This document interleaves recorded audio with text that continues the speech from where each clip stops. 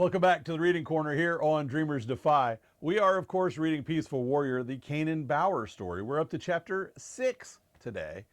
And that means if you're just now joining us, you need to go back to the beginning. Check out the introduction and chapter 1 video. Start there, catch up with us. Just that simple.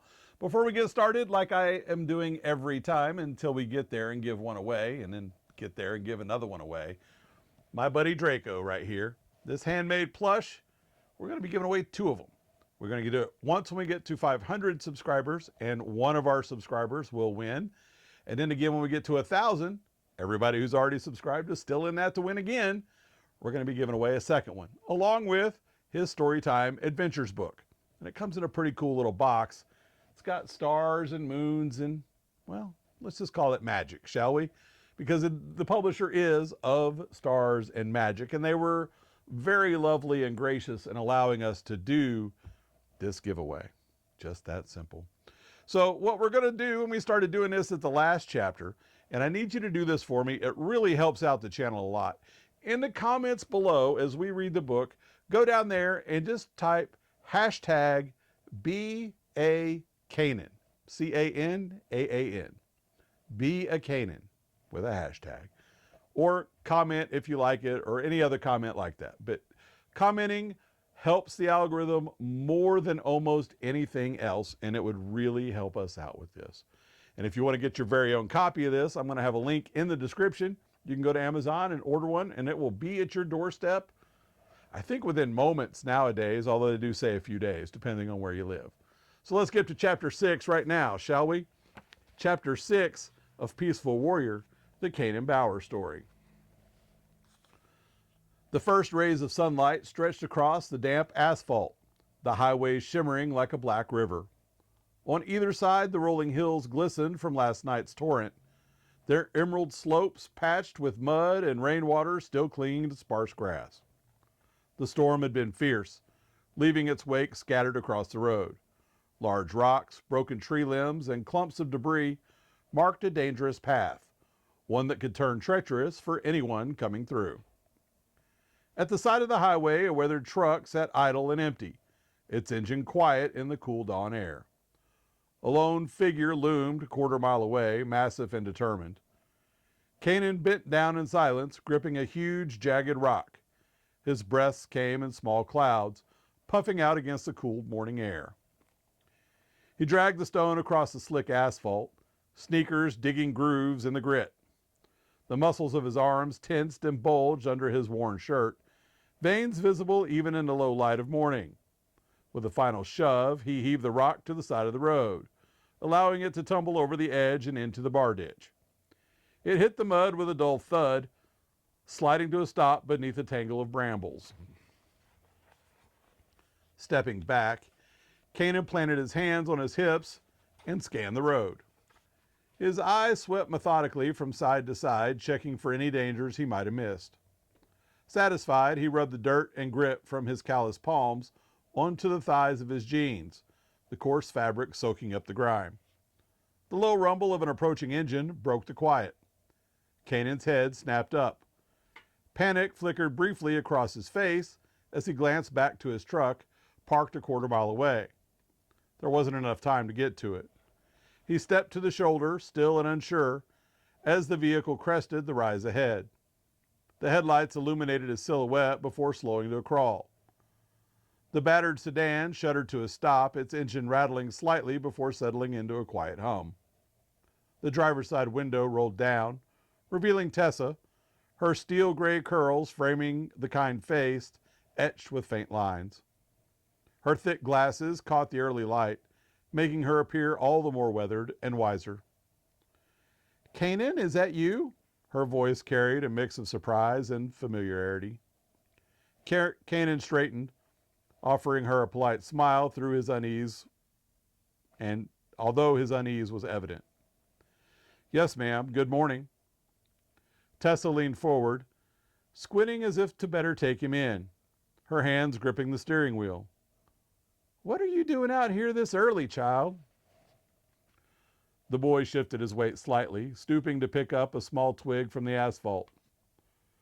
"Storm sent a lot of rocks down last night, big ones. Figured I'd clear them before someone got hurt. Her eyes flicked to the massive boulder now resting safely off the road. She pressed a weathered hand to her chest, her small frame seeming even tinier within the confines of her car. A flicker of fear crossed her expression before relief took over.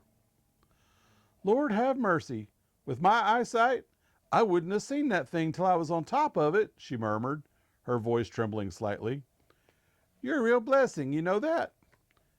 Canaan's skin prickled under the unexpected praise. He ducked his head, looking anywhere but at her. It's no big deal, Miss Tessa. Just figured I'd help. Nonsense, she waved her hand dismissively, the motion almost impatient. But behind it was warmth. People ought to know what you're doing out here. Good, honest work. Your mama should hear about this. She'd be so proud. The smile on Canaan's face faded, his jaw tightening just slightly at the mention of his mother. He brushed at the dirt on his hands again, an excuse to avoid meeting her gaze. Well, how about we keep this just between us? Doesn't need to be a big deal. His tone was light, almost teasing, but there was no mistaking the steady undercurrent behind his words. It was a plea disguised as a suggestion. Tessa tilted her head, studying him.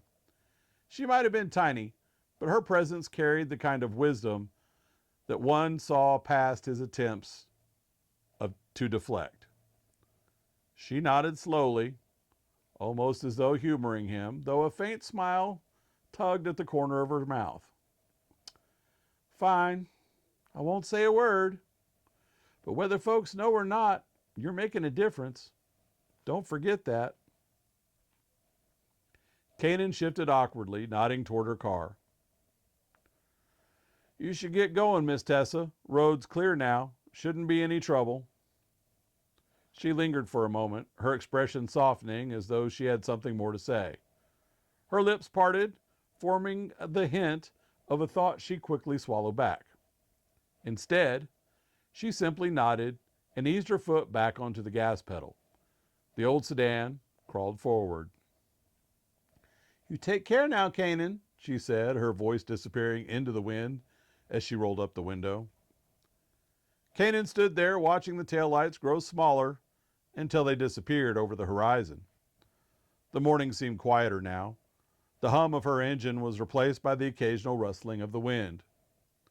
He took one last look at the road, now free of debris, then turned towards his truck. His boots crunched against the gravel as he made his way back, the solitude of the highway stretching out around him. The task was done. Canaan climbed into the driver's seat and started the engine. Tessa's words lingered in his mind. You're making a difference. Don't forget that. And that ends chapter 7 of Peaceful Warrior, the Canaan Bower Story. It really is a good book, don't you think? Again, in the comments down below, let me know what you think. Go down there and just type in hashtag BeACanaan. Let's start that movement, shall we? It's already all over the internet. Enter it wherever you want to. You'll see how good of a person the real Canaan Bower was. Yeah, it's a pretty cool story. Stick with us. If you want to get your own copy, it's in the description below. You can get one shipped right to your door. If you want to win a handmade plush Draco and you're subscribed to the channel, you're already entered to win. If you're not subscribed to the channel, all you got to do is subscribe. You'll be entered to win. When we get to 500 subscribers, as you know, we are giving one away. We're going to do it again at 1,000. But we still got to read Canaan's book. We're going to do that with chapter 7 coming up next time here on the Reading Corner on Dreamers Defy.